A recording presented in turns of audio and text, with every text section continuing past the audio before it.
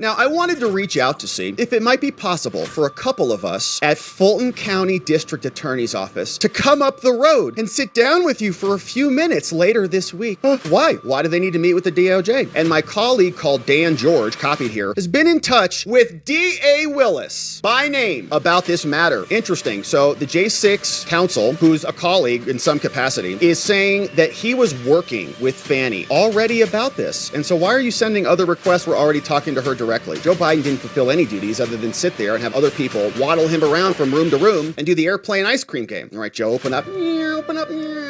Fani Willis caught red-handed. We know she was colluding with Joe Biden. We know she was colluding with Jack Smith. And now we know she was colluding also with the January 6th Select Committee. All of it in documents, in writing, from her office to the other co-conspirators on the receiving end as they were weaponizing the government against President Trump and many other very innocent people, including this man, Jeff Clark, put through the ringer, charged by Big Fani, the biggest Fani in Georgia, now celebrating this, saying, as many of us argued from the jump, Fani was colluding with the Biden White House, the Biden DOJ, and the J6 committee. Now the documents have come out proving that to be true. We've got them. They were withheld from Georgia defendants. Okay, so you're a criminal defendant, and you have a question about whether Fani is colluding with literally Trump's political opponent, Joe Biden. Nobody can see it on privilege grounds. Totally a disgrace. And it's too bad Jeffrey Clark wasn't an illegal alien and he'd have a bunch of federal judges jumping all over themselves in order to make sure that there is no criminal prosecution of him at all. But he's not. He's an America First patriot who is somebody who got put through the ringer after standing by President Trump and, by contrast, all of us who wanted an actual legitimate election. So he is now celebrating the documents coming out. And of course, where did the documents come from? How did we get them? Our friends John Solomon, Stephen Richard over at Just the News. And they sued along with America First Legal to go get these files. And now we've got them. Thank you, gentlemen. They say Fulton County coordinated extensively with Joe Biden, the J6 committee, White House counsel, Joe Biden, and more. The memos have now been released. And where did they come from? Just the News, alongside a nonprofit public interest law firm called America First Legal, they sued Big Fani for these records under Georgia's open records law. The DOJ or the FBI couldn't give them to him, but they got them. Willis, a longtime Trump nemesis, sought to hide many of the records. She was hiding behind legal privilege. In reaction to the lawsuit, Willis dropped all the privilege claims and released all the documents. All of those going over to Just the News and now to the public. And they're happy about this, so shout out to them. They say these documents reveal that Biden, the J6 committee, and more were all involved with Big Fani, explaining there was a cozy relationship, there's a bunch of emails, and the new memos show that Biden's White House counsel, Biden's lawyers, were helping Fani along because she was not that intelligent in her investigation. March 14, 2022. Joe Biden has now stolen the election. He's an invalid president, bumbling around for a couple years. Then we see this email comes from F. McDonald Wakeford. Where does F. McDonald work at? Well, this guy works for Fani. He's the assistant DA right in her office, Fulton County DA's office. He writes to a U.S. prosecutor called Lori Berninek, who is an assistant U.S. attorney. You see right there, AUSA, says, all right, so this is Fani's office reaching out to the DOJ. Now, I wanted to reach out to see if it might be possible for a couple of us at Fulton County District Attorney's Office to come up the road and sit down with you for a few minutes later this week.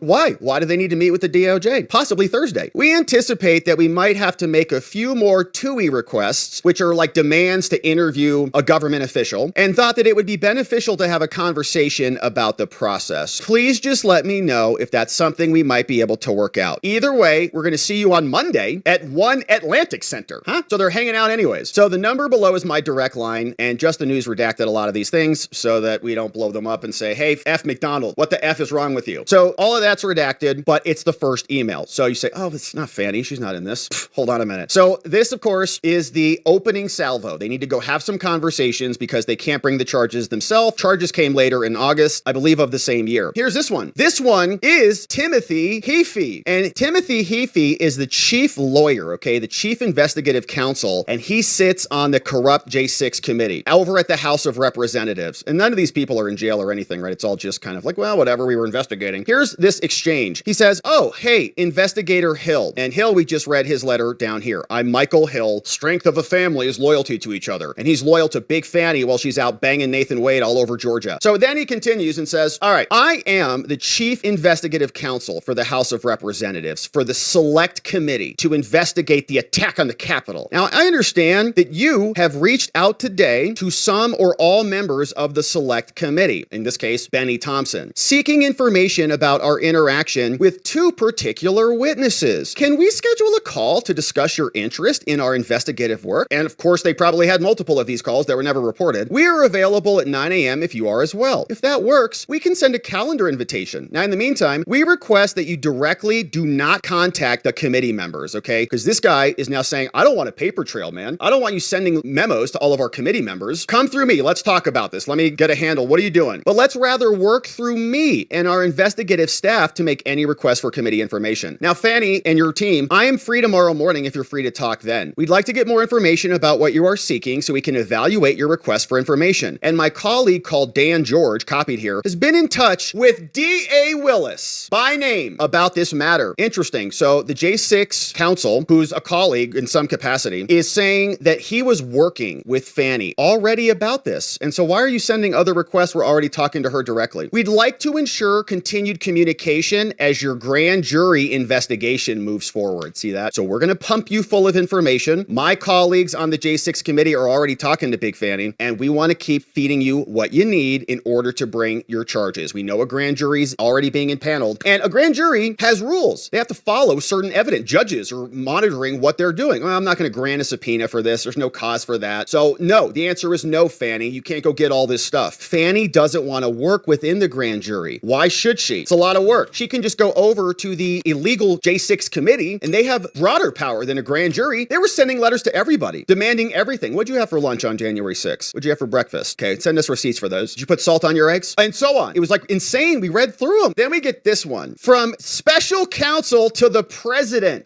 Richard Sauber. Then we get this one coming back September 13th. Again, this letter goes from the White House in Washington, dun, dun, dun, dun, saying this to Donald Wakeford, the guy who kicked this whole segment off, who was saying, hi, U.S. Attorney, we'd like your help in this prosecution from Fulton County, Georgia. Then the White House responds, all right, dear Mr. Wakeford, I understand that certain former Trump administration officials and senior advisors to the former president have received subpoenas to testify before your grand jury convened back in May to investigate what happened in Georgia, including for election of the president of the United States. So now Fani's impaneling people, and Trump officials, she's now going after them. Okay, so this is September. So you go through the timeline. They start meeting. They start making requests to meet back in March. They get the logistics fleshed out in April. They are back and forth meeting Fani's whole office. Nathan Wade also confirmed this in his timesheets that he was meeting with the J6 committee and arguably the White House. Then it continues to develop. They have the meeting. There's emails back and forth. They're giving Fani the entire roadmap. Just go prosecute this way. Then she convenes a grand jury, May 2nd. Charges are going to come later. I believe it was in August. Now, I further understand from counsel, from certain of those individuals, that we need to clarify Biden's position about executive privilege. President Biden recognizes the importance of candid advice in the discharge of the president's constitutional responsibilities, and believes that in appropriate cases, executive privilege should be asserted to protect either current or former White House senior staff from having to testify about conversations concerning the president's exercise of duties. So Biden saying, yep, I recognize that there is a thing called executive privilege. He believes the executive privilege plays a critical role in supporting the separation of powers and federalism principles fundamental to our constitutional system and in supporting his responsibilities to fulfill his duties as chief executive. Joe Biden didn't fulfill any duties other than sit there and have other people waddle him around from room to room and do the airplane ice cream game. All right, Joe, open up. Open up.